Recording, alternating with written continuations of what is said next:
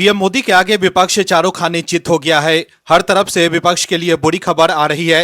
PM Modi लगातार देश हित में फैसले ले रहे हैं, लेकिन इससे भी विपक्ष को परेशानी हो रही है। लेकिन अब पीएम मोदी सही साबित हो रहे हैं। कोर्ट से ऐसी खबर आई है जिससे ये साफ हो गया है कि पीएम मोदी का फैसला एकदम सही था और विपक्ष के लोग सिर्फ अपने वोट बैंक को खुश करने के लिए तुष्टीकरण की राजनीति करते हैं। लेकिन हर तरफ से विपक्ष को झटका लग रहा है। सुप्रीम कोर्ट में भी बड़ा कांड पकड़ा गया है, जिसे देखकर सुप्रीम कोर्ट के जज भी चौंक गए हैं।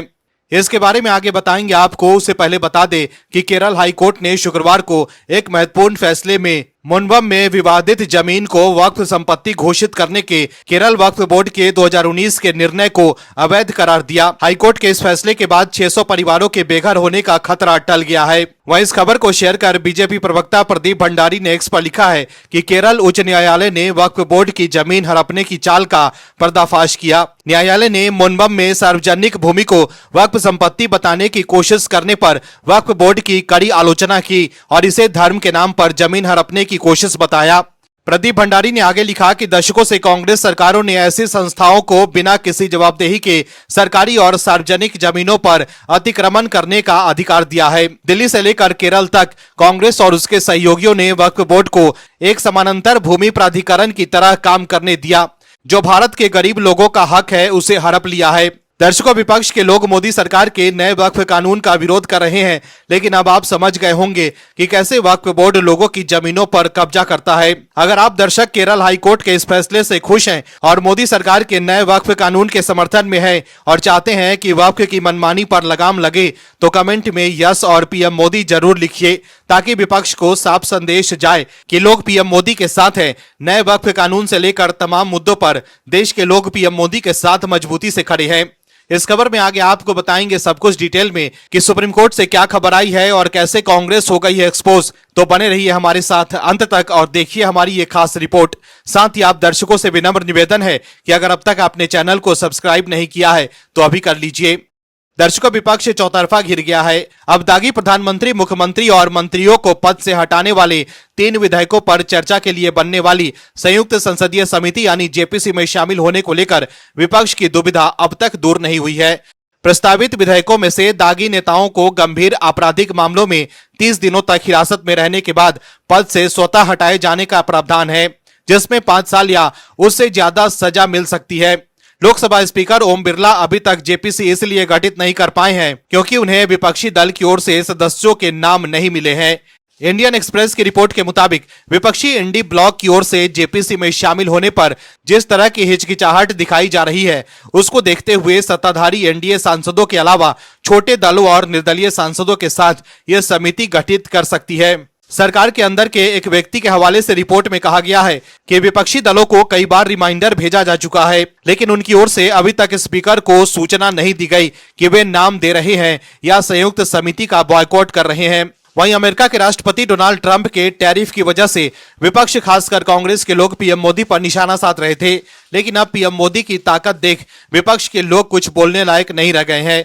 दरअसल रूस से कच्चा तेल खरीद पर अमेरिका के 25% टैरिफ लगाने के बावजूद भारत आने वाले समय में रूसी कच्चे तेल के आयात को बढ़ाने के लिए तैयार है। अमेरिकी राष्ट्रपति डोनाल्ड ट्रंप ने भारत के सामानों के आयात पर 50% टैरिफ लगाया है। अमेरिका चाहता है कि भारत रूस से तेल खरीदना बंद कर दे। हालांकि अमेरिका के दबाव के बावजूद भारत ने अपना रुख बरकरार रखा। ब्लूमबर्ग की रिपोर्ट के मुताबिक रूस कच्चे तेल के आयात पर भारत को डबल डिस्काउंट देने जा रहा है। रूस ने नवंबर से भारत के लिए ब्रेंट क्रूड की लोडिंग पर प्रति बैरल $2 से $2.50 तक की छूट की पेशकश की है। दर्शकों, आपको बता दें कि यह डिस्काउंट इतना लुभावना है कि इससे अमेरिकी टैरिफ का असर लगभग साफ हो जाएगा। दर्शकों, कांग्रेस के नेता पी चिदम्बरम ने हाल ही में एक इंटरव्यू में खुलासा किया था कि कैसे 26/11 मुंबई हमले के बाद अमेरिका ने उस वक्त भारत पर जवाबी कार्रवाई न करने के लिए दबाव बनाया था और फिर कांग्रेस ने उस वक्त कोई कार्रवाई नहीं की थी, जिसके बाद पीएम मोदी ने कांग्रेस पर निशाना साधा था। वहीं अब अमेरिका रूस से कच्चे तेल न खरीदने को लेकर भी भारत पर दबाव बना रहा है, लेकिन ट्रंप ये भूल गए हैं कि इस वक्त भारत में कांग्रेस की नहीं बीजेपी की सरकार है और प्रधानमंत्री पीएम मोदी हैं, जो किसी के आगे नहीं झुकते हैं। पीएम मोदी ने अपने फैसले से दुनिया को भारत की ताकत दिखा दी है, जिसके बाद अब ट्रंप के तेवर भी ढीले पड़ रहे हैं।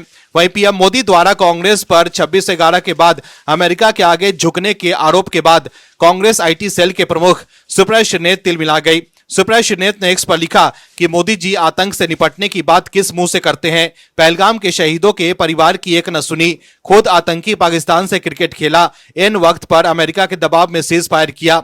दर्शकों, सुप्रिया श्रीनेत के इस बयान से आप समझ सकते हैं कि कैसे पोल खुलने के बाद कांग्रेस बैकफुट पर आ गई है। दर्शकों, एक तरफ तो राहुल गांधी ये राग अलाप रहे हैं कि बीजेपी वोट चोरी कर सरकार बनाती है, जनता का समर्थन उन्हें मिलता है लेकिन बीजेपी वोट चोरी कर लेती है। तो वहीं दूसरी तरफ चुनाव से पहले कांग्रेस के नेता दूसरे दलों के सामने हाथ फैला रहे हैं कि चुनाव में उनका साथ दें। दरअसल बिहार में वोटर अधिकार यात्रा निकालकर राहुल गांधी ने दावा किया था कि बिहार में वोट चोर गद्दी छोर का नारा गूंज रहा है और उन्हें लोगों का भारी समर्थन मिल रहा है। लेकिन बिहार विधानसभा चुनाव से पहले कांग्रेस पार्टी के मीडिया विभाग के चेयरमैन पवन खेरा का बड़ा बयान सामने आया है। पवन खेरा ने एक न्यूज चैनल से बातचीत में कहा है कि चिराग पासवान के साथ ही उपेंद्र कुशवाहा और जीतन राम मांझी के लिए भी महागठबंधन में संभावनाओं के दरवाजे खुले हुए हैं। पवन खेरा ने कहा कि एनडीए के इन नेताओं की नाराजगी पर कांग्रेस और महागठबंधन के नेता नजर बनाकर रखे हुए हैं। हम सिर्फ नजर बनाकर ही नहीं रखे हुए हैं बल्कि और भी बहुत कुछ हो रहा है। राजनीति में जो कुछ होना चाहिए वो सब कुछ हो रहा है। चिराग पासवान और एनडीए के दूसरे नेताओं के लिए सिर्फ संभावनाओं की खिड़कियां ही नहीं बल्कि दरवाजे और रोशनदान तक खुले हुए हैं। वहीं पवन खेरा ने चिराग पासवान को ऑफर दिए जाने के सवाल पर कहा कि ऑफर यहां सार्वजनिक तौर पर नहीं दिया जाता है, लेकिन जो होना है वो हो जाएगा। पवन खेरा ने कहा कि चिराग पासवान बीजेपी नेताओं के फोन नहीं उठा रहे हैं, उन्होंने अपना फोन बंद कर दिया है। नित्यानंद राय के जाने से भी बात नहीं बन पा रही है। वहीं दूसरी तरफ तेजस्वी यादव अकेले ही प्रेस कॉन्फ्रेंस कर चुनावी घोषणाएं कर रहे हैं। इसको लेकर एनडीए के नेता सवाल उठा रहे हैं। वहीं तेजस्वी यादव की चुनावी प्रेस कॉन्फ्रेंस में महागठबंधन के दूसरे नेताओं के मौजूद नहीं होने पर पवन खेरा ने कहा कि इसमें बीजेपी को आपत्ति नहीं होनी चाहिए, हम आपस में तय कर लेंगे कि किसे क्या बोलना है।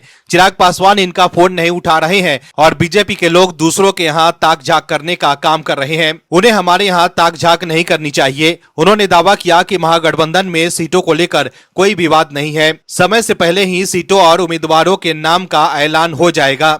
महागठबंधन में सीटों का बंटवारा उलझ ही नहीं है तो फिर उसे सुलझाने का कोई वक्त ही नहीं दिया जा सकता। दर्शकों, एक तरफ तो राहुल गांधी कहते हैं कि बीजेपी वोट चोरी कर सरकार बनाती है और कांग्रेस को बिहार में लोगों का काफी समर्थन मिल रहा है, लेकिन दूसरी तरफ कांग्रेस के नेता चिराग पासवान और एनडीए के दूसरे नेताओं के सामने हाथ फैला रहे हैं कि वो महागठबंधन में शामिल हो जाएं। लेकिन सवाल है कि जब कांग्रेस को इतना समर्थन मिल रहा है तब कांग्रेस क्यों एनडीए के नेताओं को अपने साथ लाने के लिए बेचैन है।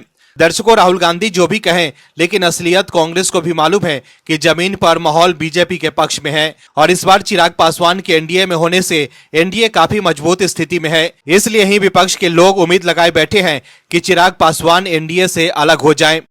दर्शकों, कांग्रेस के हाथ से एक एक करके हर मुद्दा निकलता चला जा रहा है। कांग्रेस के नेता राहुल गांधी ने भारत की इकोनॉमी को डेड कहा था, लेकिन भारत के दौरे पर आए ब्रिटेन के प्रधानमंत्री कीर स्टारमर ने ये कहा कि भारत 2028 तक दुनिया की तीसरी सबसे बड़ी अर्थव्यवस्था बनने की राह पर है। ये बयान अमेरिका के राष्ट्रपति डोनाल्ड ट्रंप और राहुल गांधी के भारत को डेड इकोनॉमी बताए जाने के दावे पर कड़ा जवाब है। राहुल गांधी को जवाब मिल गया है कि कैसे पीएम मोदी की लीडरशिप में भारत तेज गति से विकास कर रहा है।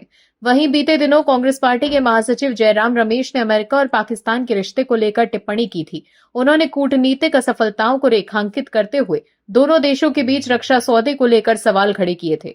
जयराम रमेश ने पीएम मोदी नीति सरकार को घेरते हुए तीखी टिप्पणी की थी, लेकिन टैरिफ को लेकर घमासान और अमेरिका से तनावपूर्ण संबंधों के बीच प्रधानमंत्री नरेंद्र मोदी ने यूएस राष्ट्रपति ट्रंप से फोन पर बात की। इस दौरान पीएम मोदी ने गजा के लिए अमेरिका की मध्यस्थता वाली शांति योजना के पहले फेज की सफलता पर अमेरिकी राष्ट्रपति को बधाई दी। पीएम मोदी ने इस फोन कॉल का बड़ा कूटनीतिक असर देखने को मिला, जो पाकिस्तान के लिए किसी तगड़े झटके से कम नहीं था। दरअसल पीएम मोदी और ट्रंप के बीच हुई बातचीत के अगले ही दिन अमेरिका ने आतंक के गढ़ पाकिस्तान को जोर से झटका देते हुए उसके AMRAAM मिसाइल पाने का सपना चूर कर दिया। हाल ही में ऐसी खबरें सामने आई थी कि अमेरिका जल्दी पाकिस्तान को नई advanced medium range air to air missile दे सकता है। हालांकि अब ट्रंप प्रशासन ने स्पष्ट कर दिया है कि वो पाकिस्तान को अमराम मिसाइलें देने का विचार नहीं कर रहा। अमेरिका ने पाकिस्तान को झटका देते हुए advance medium range air to air missile के कथित सौदे पर ब्रेक लगा दिया है। यूएस दूतावास ने स्पष्ट किया है कि ये कोई नया सौदा नहीं है, बल्कि मौजूदा मिसाइलों के रखरखाव का हिस्सा मात्र है। अमेरिकी प्रशासन पाकिस्तान को नई एमराम मिसाइलें नहीं दी जा रही हैं, न ही उसके मौजूदा हथियारों पर कोई अपग्रेड हो रहा है। पाकिस्तान के खिलाफ यूएस प्रशासन ने यह फैसला ऐसे समय में लिया है जब पीएम मोदी ने एक ही दिन पहले ही राष्ट्रपति डोनाल्ड ट्रंप से फोन पर बात की थी। वहीं इससे पहले अमेरिका के पाकिस्तान को रेथियॉन मिसाइल देने की खबर पर कांग्रेस ने सवाल खड़े किए थे। पीएम मोदी ने सरकार पर तीखा वार करते हुए कांग्रेस महासचिव जयराम रमेश ने एक्स पर पोस्ट कर इसे कूटनीतिक असफलता करार दिया था। अमेरिका की तरफ से पाकिस्तान को रेथियॉन की air to air missile supply किए जाने की खबर पर जयराम ने सवाल किया था कि भारत के लिए कूटनीतिक झटके कितनी तेजी से बढ़ते जा रहे हैं, लेकिन अब अमेरिका ने पाकिस्तान के साथ ऐसी कोई डील से इनकार कर दिया है, जिसके बाद अमेरिका और ट्रंप ने कांग्रेस के हाथ से यह भी मुद्दा छीन लिया। अब इस मुद्दे पर भी जयराम रमेश और कांग्रेस के नेता बैकफुट पर आ गए हैं और पीएम मोदी की ताकत देश ने देख ली है। इसके साथ ही ये भी साफ हो गया है कि कांग्रेस जो विदेश नीति पर सवाल उठा रही थी, वो अब झूठ बोलने लायक नहीं रह गई। वहीं अमेरिका के कई सांसदों ने राष्ट्रपति डोनाल्ड ट्रंप को एक बड़ा कड़ा पत्र लिखा है। इस पत्र में उन्होंने ट्रंप से भारत के साथ बिगड़ते रिश्तों को तुरंत सुधारने की अपील की। सांसदों का साफ कहना है कि ट्रंप प्रशासन द्वारा भारत पर लगाए गए टैरिफ शुल्क की वजह से दोनों देशों के संबंधों में तनाव बढ़ा है। सांसदों ने चेतावनी दी है कि इस तनाव के कारण भारत चीन और रूस के साथ नजदीकी बढ़ा रहा है। इस खबर से ये साफ है कि जिस टैरिफ को लेकर कांग्रेस मोदी सरकार पर सवाल उठा रही थी, उस पर ट्रंप को अमेरिका में ही विरोध झेलना पड़ रहा है। दर्शकों, विपक्ष के लोग सिर्फ आरोप लगाते हैं, लेकिन जब कोर्ट में आरोपों को साबित करने की बारी होती है तब वो लोग बैकफुट पर आ जाते हैं। तब उनके पास आरोपों को लेकर कोई सबूत ही नहीं होते हैं। वहीं चौतरफा घिरने के बाद विपक्ष के लोग तिलमिला जाते हैं। दरअसल एसआईआर को लेकर विपक्ष के लोग चुनाव आयोग पर निशाना साध रहे थे, लेकिन चुनाव आयोग के खिलाफ कोई सबूत नहीं दे पा रहे हैं। राहुल गांधी ने भी वोट चोरी के आरोप लगाए थे, लेकिन ना तो हलफनामा दिया और ना ही सबूत लेकर कोर्ट गए। वहीं अब बिहार एसआईआर पर सुप्रीम कोर्ट में सुनवाई हुई। इस दौरान विपक्षी याचिकाकर्ताओं की ओर से दावा किया गया कि एसआईआर में बहुत से मुस्लिम नामों को हटा दिया गया है। इस पर चुनाव आयोग ने सबूत देने के लिए कहा कि यह कहना सरासर गलत है कि मुसलमानों के नाम काटे गए हैं। आयोग ने कहा कि आपके पास डेटा नहीं है तो आपको कैसे पता, आप डेटा तो दीजिए। वहीं चुनाव आयोग के वकील राकेश त्रिवेदी ने कहा कि याचिकाकर्ता एडीआर ने नाम काटे जाने का दावा किया था। दरअसल उनका नाम ड्राफ्ट सूची में नहीं था, क्योंकि उसने वोटर वेरिफिकेशन वाला फॉर्म भरा ही नहीं था। उसने झूठा हलफनामा दायर किया है, जो झूठी गवाही के बराबर है। वहीं चुनाव आयोग के वकील त्रिवेदी ने कहा कि अदालत में हलफनामा पेश करने से पहले सही तरह जांच कर खुद को संतुष्ट करना चाहिए। उन्होंने कहा कि जिसका नाम वोटर लिस्ट में नहीं है, उनके लिए अपील करने के लिए अभी भी 5 दिन का समय है। याचिकाकर्ताओं और राजनीतिक दलों को ऐसे लोगों को अपील करने में मदद करनी चाहिए। वहीं सुप्रीम कोर्ट में जस्टिस सूर्यकांत और जस्टिस जे बागची की खंडपीठ ने एडीआर के वकील प्रशांत भूषण को बिना जांच परखे हलफनामा दायर करने पर नाराजगी जताई। न्यायमूर्ति सूर्यकांत ने कहा कि व्यक्ति को सही जानकारी देनी चाहिए थी। उन्होंने कहा कि जब वकील को कोई दस्तावेज सौंपा गया था तो जिम्मेदारी होनी चाहिए थी। इस पर प्रशांत भूषण ने जवाब दिया कि हलफनामा उन्हें एक जिम्मेदार व्यक्ति ने सौंपा था। उन्होंने कहा कि विधिक सेवा प्राधिकरण से हलफनामे की प्रामाणिकता की पुष्टि करने के लिए कहा जा सकता है। वह इस बात पर बीजेपी आईटी सेल के प्रमुख अमित मालवीय ने एक्स पर लिखा है कि सुप्रीम कोर्ट में प्रशांत भूषण और योगेंद्र यादव ने दावा किया था कि बिहार में विशेष गहन पुनरीक्षण के दौरान मतदाताओं के नाम काटे जा रहे हैं। जब उनसे बार बार हलफनामा दाखिल करने के लिए कहा गया तो उन्होंने 20 नाम पेश किए, लेकिन पहला ही हलफनामा फर्जी निकला।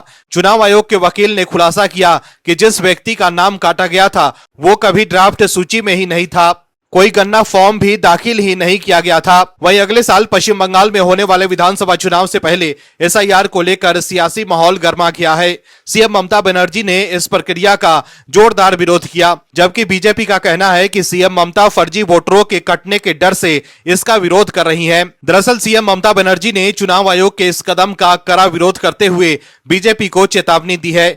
ममता बनर्जी ने कहा है कि मैंने बीजेपी को चेतावनी दी है कि आग से मत खेलो, जनता के आक्रोश के लिए तैयार रहो। सीएम ममता ने केंद्रीय गृह मंत्री अमित शाह पर तीखा हमला बोला और कहा कि वो एक्टिंग प्रधानमंत्री की तरह व्यवहार कर रहे हैं। वहीं ममता बनर्जी ने शाह की तुलना मीर जाफर से की। उन्होंने कहा कि अमित शाह पर हमेशा भरोसा मत करो, वो एक दिन आपके मीर जाफर बनेंगे। ममता बनर्जी ने आरोप लगाया कि अमित शाह ने पार्टी की बैठक में कई नाम काटने की बात कही थी, जिस पर उन्होंने सवाल उठाया। वहीं ममता बनर्जी के बयान पर बीजेपी नेताओं ने तुरंत पलटवार किया। बीजेपी ने सीधे तौर पर आरोप लगाया है कि ममता बनर्जी बिहार में फर्जी मतदाताओं के नाम कटने के बाद एसआईआर प्रक्रिया से डरी हुई हैं।